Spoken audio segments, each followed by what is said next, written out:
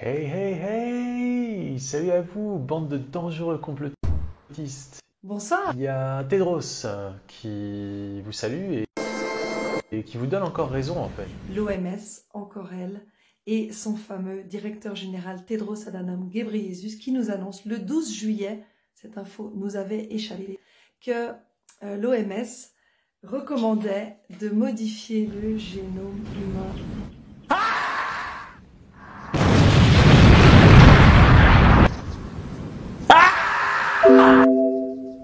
La modification du génome humain peut nous donner de meilleurs moyens de traiter et de guérir les maladies, mais nous n'en tirerons pleinement les bénéfices que si nous la mettons en œuvre dans l'intérêt de tous au lieu de creuser davantage les inégalités en matière de santé entre les pays et à l'intérieur des pays. Modification du génome humain. Rien que ça, dans le but de faire progresser la santé publique, figurez-vous, dans le but de traiter et de guérir certaines maladies comme les infections à VIH, certains cancers, la drépanocytose, également pour faire progresser les performances athlétiques et aussi dans le cadre de fécondation in vitro et de diagnostic préimplantatoire, de proposer ces services à des personnes qui aimeraient potentiellement modifier le génome de leur enfant.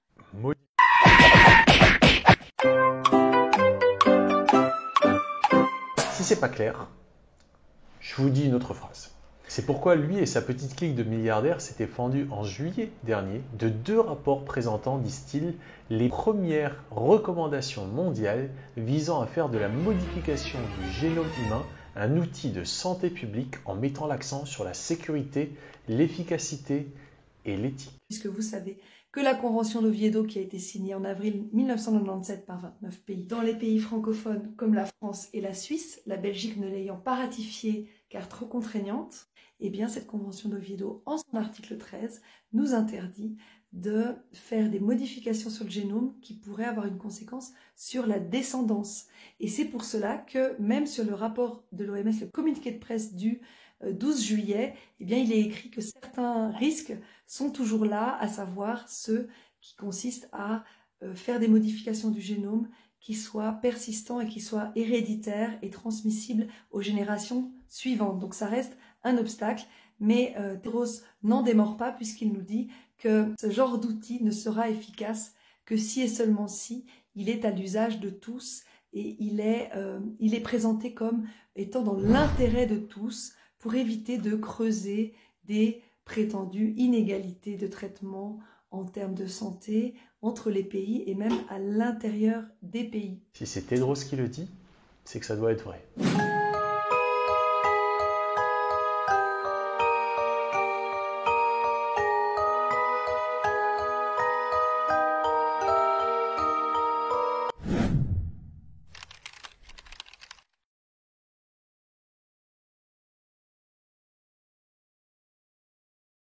Voilà pour la petite précision.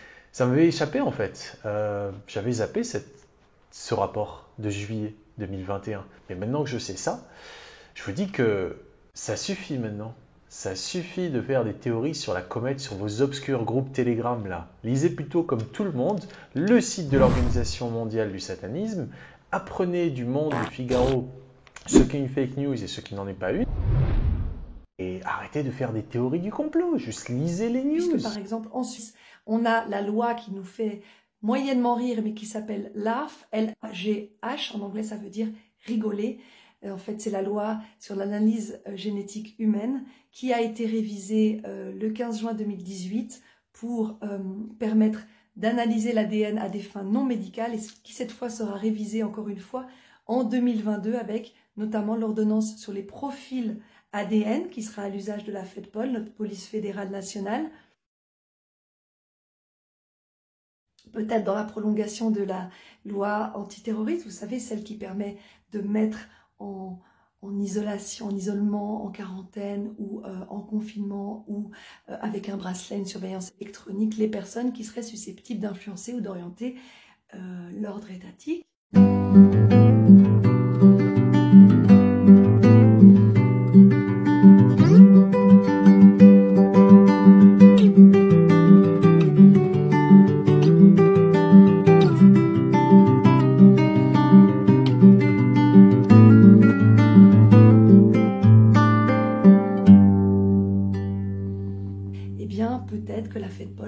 servir des profils ADN pour identifier les personnes qu'elle surveille. Il y a également l'ordonnance sur l'analyse génétique humaine qui permet d'analyser des critères qui ne sont plus médicaux et qui sont de l'ordre du caractère, de l'intelligence, des préférences, donc des caractéristiques qui n'ont rien de médical pour analyser les différentes personnes.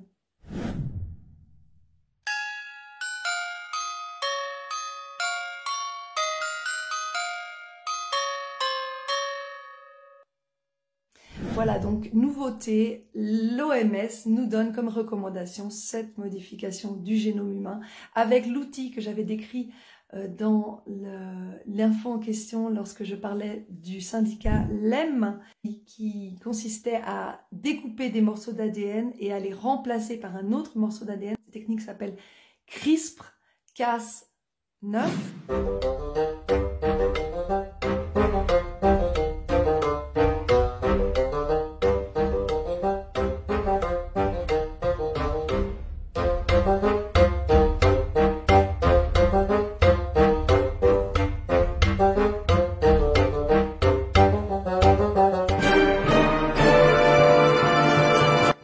Arrêtez, ça suffit de faire la théorie.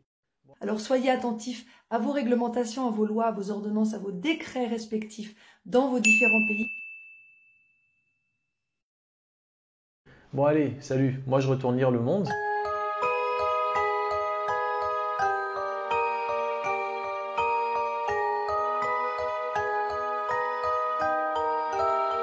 Je vous souhaite une bonne soirée malgré tout, puisque je pense que quand on met en lumière les projets de ces gens qui veulent nous transformer en cyborgs, eh bien ces projets ont tendance à ne pas voir le jour. Je vous souhaite une très bonne soirée et de bonnes recherches. À bientôt.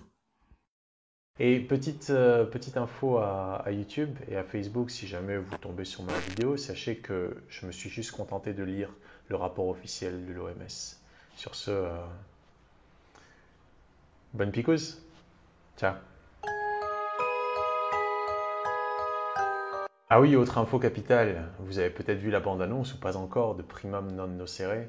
Vous pouvez la trouver sur Crowdbunker, la plateforme de libre expression, et il y a peut-être quelque chose qui vous donnera une indication sur ce que c'est qu'être un OGM aujourd'hui en 2021. Et ce n'est pas marrant, mais mieux vaut en rire, n'est-ce pas?